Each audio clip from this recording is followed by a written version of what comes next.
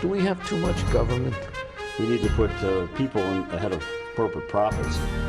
This system is so lopsided. This threat is a real threat to democracy. And I think that's really important. That's something we haven't been doing in this country for a long time. Where do you start? What do you do? How do you do it? Access to Democracy is sponsored by Thomson Reuters, providing legal professionals with the intelligence, technology, and human expertise they need to find trusted answers. Products include Westlaw, Practical Law, and Firm Central legal practice management software for small law firms. Thomson Reuters, the answer company. Online at thomsonreuters.com. Access to Democracy is made possible in part by a donation from Firefly Credit Union. Firefly is the new name of U.S. Federal Credit Union, which has proudly served the financial needs of the Greater Twin Cities community since 1925. At Firefly, we guide our members forward and give them the power to chase dreams by delivering the financial solutions they need to get ahead. From checking accounts to mortgages, we'll light the way. We are Firefly Credit Union, and this is Life Illuminated. And Dr. Charles Crutchfield of award-winning Crutchfield Dermatology in Eagan, acknowledged as one of the nation's best physicians. A Minnesota native who trained at the Mayo Clinic, Dr. Crutchfield personally treats all patients and states that experience counts and quality matters. Crutchfield Dermatology. Look good, feel great, with beautiful skin.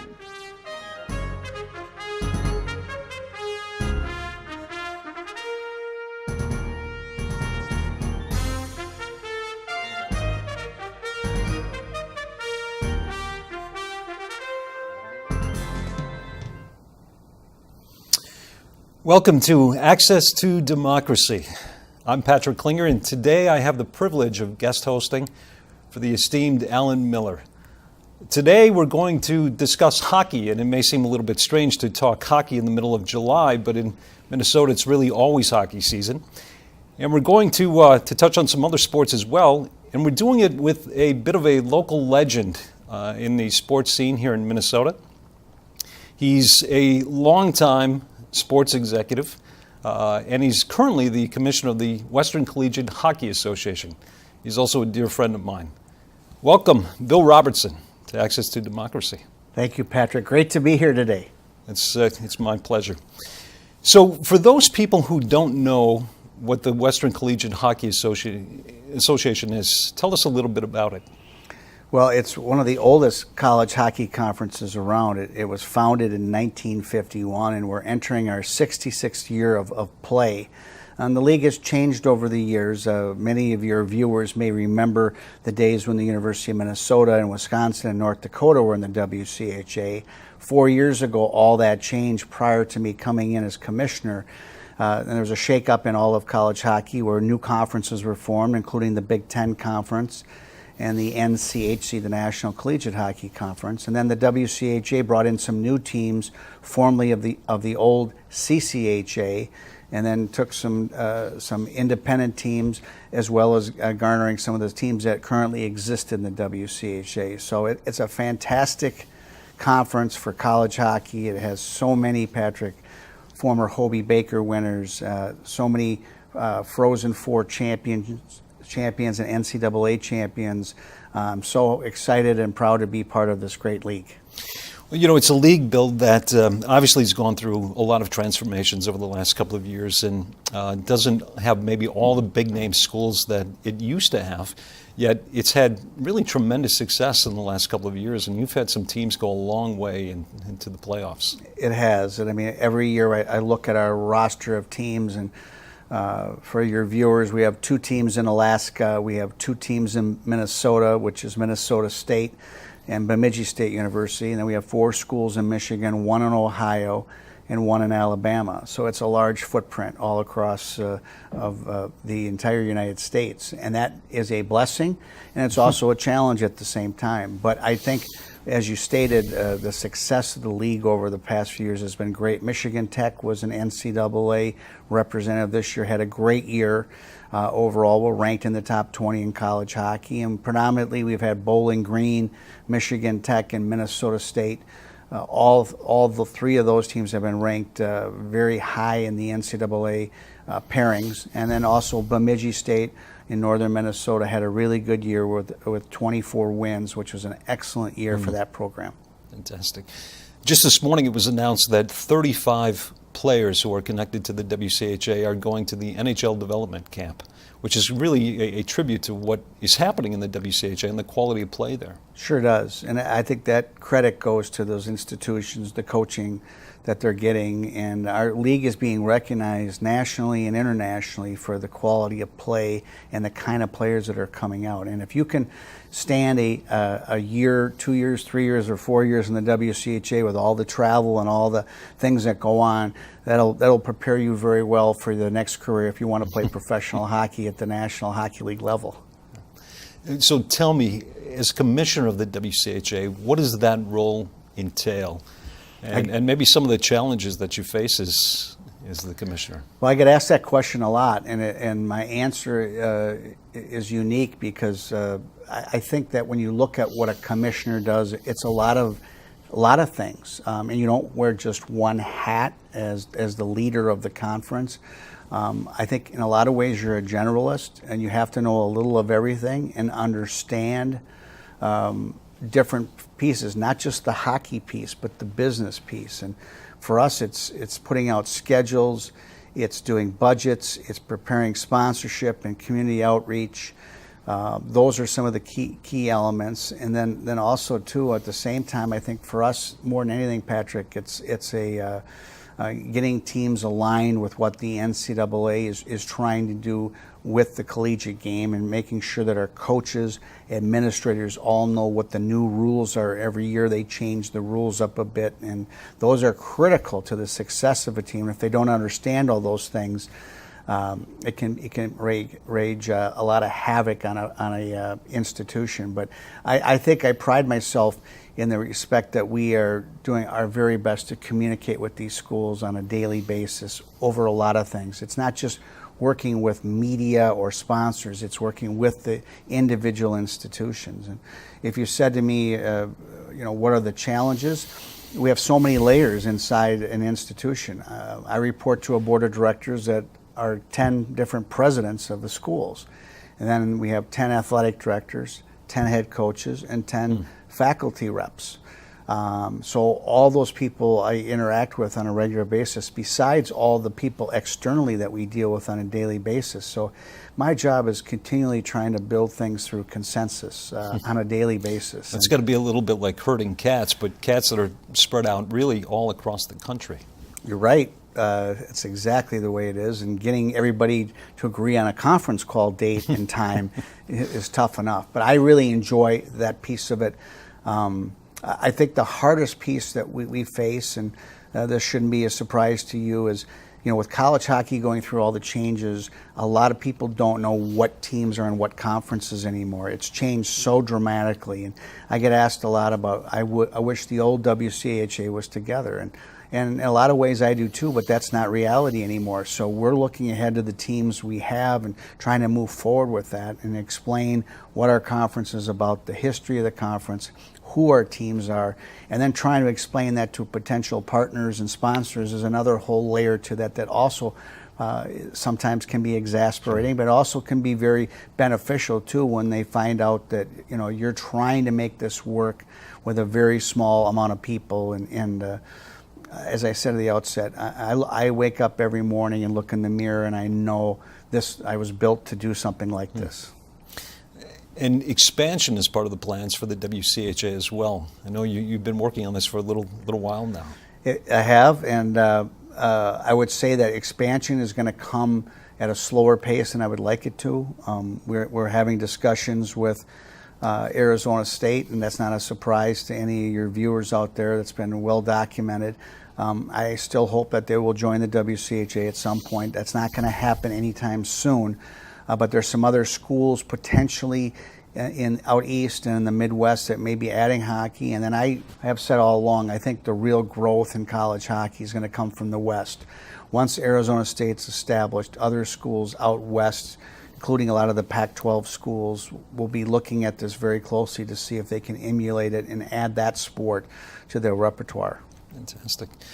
So you're the commissioner of the WCHA, but you've got a pretty storied history in sports. Tell us a little bit about how you've come to this position. Well, I don't know if it's any more story than your story as well, but I like to say that I'm a relationship builder more than anything, and I think that's carried the day for me. I mean, I've been with a lot of expansion franchises on the professional level, and that wasn't done by design. It just kind of happened by happenstance. And I've worked for the NBA's Minnesota Timberwolves when they started up and they opened up Target Center. Then I went back to some of my roots. I was in Southern California where I went to college at Cal State University Fullerton. Went back to Orange County, California, helped start up at the time the Walt Disney Company's investment into professional sports, which was the Mighty Ducks of Anaheim. I was out there and did that, and then they acquired the Major League Baseball's, at the time, California Angels, which have changed names several times. Now they're the Los Angeles Angels of Anaheim, if you can get all those words out. It's a good thing. And I did both those sports at one time and loved that opportunity. And then I had a chance to come back. The former owner of the Minnesota Wild, Bob Nagley, recruited me to come back, and he said, I want you to help me return the NHL to Minnesota, and you can make a mark on your career by doing this really important thing. When the North Stars left Minnesota back in 1993, there was this huge void of professional hockey. Even though the Moose were here as an International Hockey League team, there wasn't a professional franchise here for many years. And he said, you can help us in so many ways. I'd love and be honored if you could come back and help us. And I took the job and came back and was with that franchise for 13 and a half years, loved every minute of it. They also acquired the expansion National Lacrosse League team called the Minnesota Swarm. And I actually dabbled in that for 2+ years and enjoyed that piece too. So I've had a lot of experiences like that. I've worked 3 Olympic Games, 2 for USA Hockey and 1 for the Los Angeles Olympic Organizing Committee. So I look at what I've accomplished and done with very fond memories, and nothing I look back on and wouldn't do again.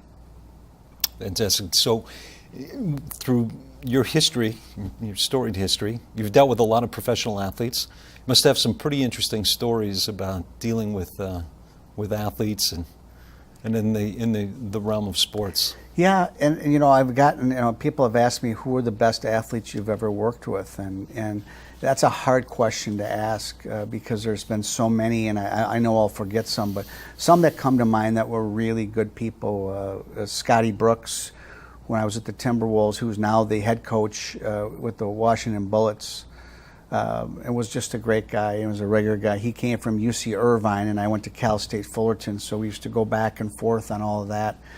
Another player was Richard Coffey, who played at the University of Minnesota.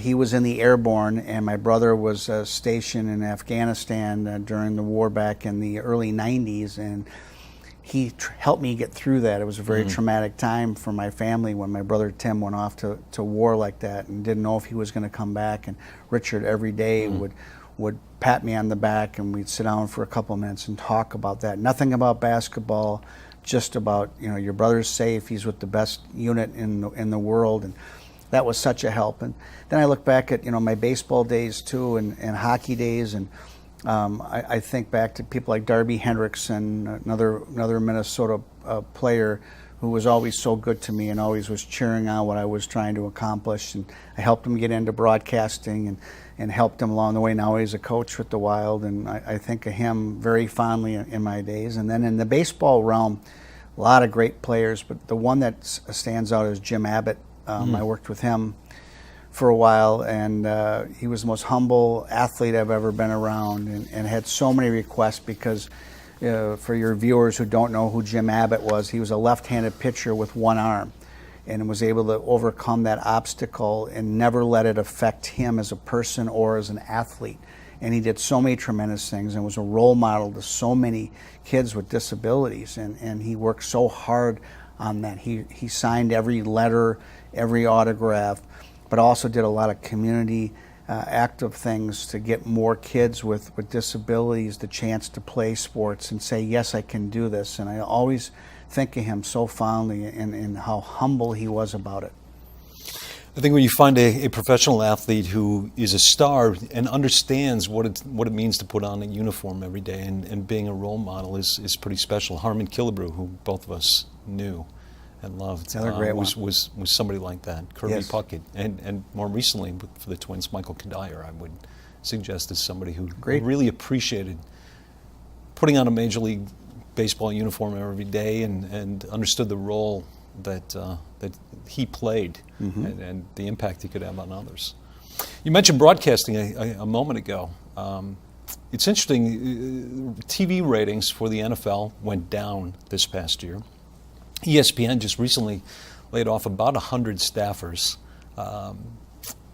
Millennials are cutting the cord. They're not watching TV in the same way that perhaps our generation did.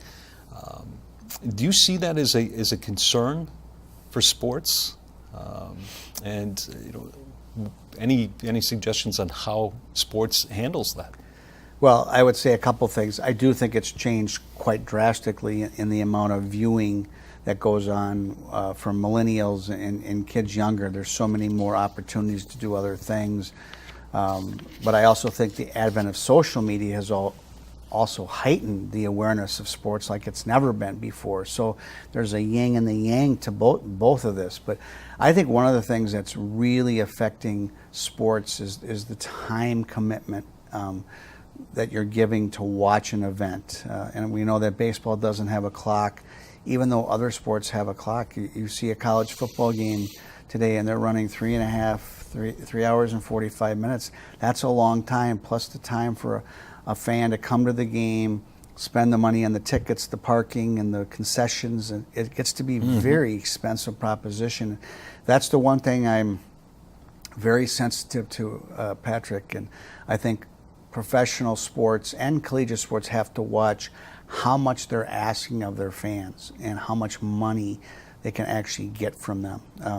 It's getting out of hand when you go to an athletic event and spend money at a game, and how many people can't really do that anymore. Even if you're given complimentary tickets, it's still very expensive to go to any event when you consider the parking, the time commitment, and the concessions. And I just think we're getting to a point where, really at a tipping point, where that's going to be problematic for a lot of people in their advent of not going to events and maybe watching more. And maybe it's not even on television. It's going to be more of the streaming product that's becoming so much more prevalent on your smartphone and those type of things, and watching snippets of sports versus sitting down for 3 hours and a half and watching a baseball game or a football game or a hockey game. The 3-hour time commitment has become a significant issue for sports, and maybe it speaks to the success that the NFL Red Zone has had, for instance, where you can sit down in front of the TV and watch just the scoring plays, and because our attention span has become so short now, it's just difficult to keep somebody's attention for 2 or 3 hours. Right. Bill, the local sports scene is very vibrant. We have every major professional sports team here in the Twin Cities. We have a Big Ten university with all the major sports. We've got venues galore. Do you worry at all that it's going to be tough for everybody to succeed, considering all the suites, all the tickets, all the corporate sponsorships that are required to support those teams? No question. You and I have talked about this in other parts of our life, how all these sports, there's only so much money going around. And I talk about for tickets, I talk about for sponsorships. It's going to be a challenge. And the teams that aren't winning and aren't providing a pure entertainment package at their games are going to be the ones that are going to struggle the most. And I worry that this market, not every year our team's going to win. And when that happens, it becomes really challenging. And then I think when you get into the school year, what happens with families is they're so tied up with other activities, not just necessarily sporting activities, but they're tied up with their children in the band or theater and other things. And there's only so much time in a day to be able to do these things. And I worry that when a team doesn't do well, they become irrelevant in the local marketplace, and that's a big problem. And then the media starts to shun them a bit. They're not covering them on a daily basis like they normally would, and now you have this vicious cycle of trying to get yourself back into a situation where you become relevant. So I think the key to that is we can't control what happens on the ice or on the field all the time, but what we can control is the entertainment experience that a fan has at a game. And making that special I always say, from the moment a fan parks the car to the moment they leave, we want to give them a total entertainment experience at a game. And oh yes, there's going to be a winner and a loser in a game. We know that as a conclusion will happen. But if we can provide a great entertainment value, the chances of them coming back again and again are much better. Yeah, I think the Saints have made a living off of that, the very idea. The fact of the matter is, and they'll admit it, most of the fans who attend the Saints game really don't care who wins or loses. They'd like to see the Saints win, but it's really about the entertainment experience. It is, and their ownership, led by Mike Veck and Bill Murray, understand that piece extremely well, and their staff does. They know where they stand in this marketplace, but their success level of drawing 5,000 to 6,000 fans in a beautiful ballpark, CHS field, is phenomenal. But I look around now, we have Minnesota United, the soccer team, playing at TCF Bank Stadium. They're adding to the mix in the summer. Now they're competing with the Twins and the Saints. So you have those teams playing. The Lynx play in the summertime. So it isn't so seasonal anymore. I mean, there is a broad range of sports to consume as a fan, whether you go to the ballpark or you're watching on a television or some other device. So it's going to be really interesting to see how all these teams handle it. But someone every year is not going to be in the winner's chair as far as wins and losses, but as well as who's going to be at the end of the day making the most money. You mentioned Minnesota United, the latest entry into the professional sports scene here in Minnesota. Do you think the United can finally help soccer get a foothold here in Minnesota and throughout the country? Well, soccer is a big sport in Minnesota, and it's at the amateur level. It's played extremely well. They have the largest youth tournament in the world, from what I understand, out in Blaine every summer. And when you have 50,000 kids coming to play soccer over the course of 10 days, that tells me that there's an appetite for it in this state. Minnesota United, once their arena stadium is built and they have their roots planted in St. Paul, and we hope that all happens soon enough, I think they're going to be a relevant piece of the summertime marketplace for Minnesota. I think it's going to be a lot like the Saints, though, and I've talked to them, talked to their organization about the fact that not every player is a household name. They're going to have to approach it a little bit like the Saints, in the respect that you're going to have to make that total entertainment experience the most crucial element to a fan coming to Minnesota United, and make it fan-friendly and affordable.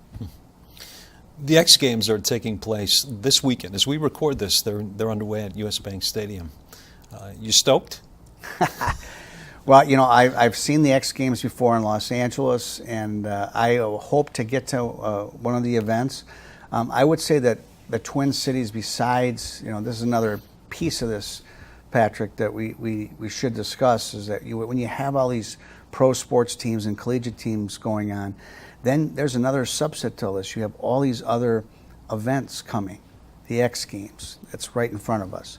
You have the Super Bowl coming. You have the Frozen Four in St. Paul this spring. And then you have the Final Four coming. And we had just got off the Ryder Cup year-long celebration. So, all these big events are coming to Minnesota besides our local teams playing. And that's a lot to consume in one time. A lot of millennials, Gen X fans will be the ones going to the X Games, a lot of families. A lot of those sports I don't participate in myself, but I think those are really good athletes too, and have a lot to gain. But I think the X Games is another example of a summertime event coming to Minnesota, where this marketplace will embrace it. And I think it's doing well so far, even though it just started yesterday. I think it's going to do well over the course of the next few days. You mentioned some of the large events that this market has hosted and is hosting. It's been well documented that the Super Bowl is costing the city of Minneapolis and this region tens of millions of dollars just to host it. Do you think it's really worth the money in the end to bring an event of that nature to the marketplace? Well, I know they did a lot of economic impact studies, and when I was at Thunheim, we did a lot of this, helped the Super Bowl committee and the Vikings look at what it was going to cost, but also look at what the benefits were. I do think there's benefit to have the Super Bowl here. It really is 2 weeks of a celebration of your city and your marketplace. The cost of tickets, the cost of a sponsorship for the Super Bowl are off the charts. And I think that's going to be interesting to see how well they do when they come in with their revenues versus their expenses. That's going to be the big piece. And I think if fans think they're going to have a chance to get tickets for the games, that's going to be a tall order. Number one, because the cost of tickets are going to range from $1,200 face value to up to $1,800 just for a face value. And then if a good team gets in and you get to the secondary markets for tickets, we're talking $9, $10, $12, maybe more $1,000. There's not many people that I know. Maybe you can, but I don't think that many people can afford to do that. And they'd prefer to go to some of the auxiliary events like the NFL experience that will take place at the convention center, things like that, where it's still costly, but they have a chance to be up close and personal with the event itself. We've just got a couple of minutes left, but we have to end with a story about the Nook. Now, for those viewers who don't know what the Nook is, it's an iconic restaurant in St. Paul. It's right across the street from the baseball field at Cretin High School, where you attended high school. And on the exterior of the Nook is a plaque. Tell us what that plaque signifies. Well, that plaque was put up by the owners of the Nook, and they have a target above that as well. When I was a senior in high school at Cretin, I hit my only home run off the Nook, off the facing of the Nook, and they wanted to celebrate that success. And I've been ribbed a lot. People say that didn't happen, and I can vouch it did happen, and I have people that witnessed it, that saw it. What I think is interesting is that restaurant bar, Patrick, is a staple for St. Paul and for people that went to Cretin. It's a small, what I call a joint, so to speak, and they do such a nice job, and they give a lot back to Cretin-Durham Hall now. And I like to say that was my one contribution to Cretin athletics back in the day. I will say that the current Twins manager, Paul Molitor, who was a Cretin grad, did not hit one off the Nook, nor did Joe Mauer when he played. Paul Molitor said to me he believes that happened from second base with the wind blowing out with a fungo bat. So I don't know, but I love my time at Cretin, and a very proud graduate of there, and I had a great time playing for one of the finest coaches in America at the amateur level, and Dennis Denning, who was a great guy who coached at the University of St. Thomas and at Cretin for so many years, and really was a great coach and good for the youth of the Twin Cities. Hey, Bill, thank you for being here today. Really appreciate it. Always great to chat with you. A lot of fun. Thanks for having me. Best of luck at WCHA. And thank you for watching Access to Democracy. I'm Patrick Klinger. Have a great day.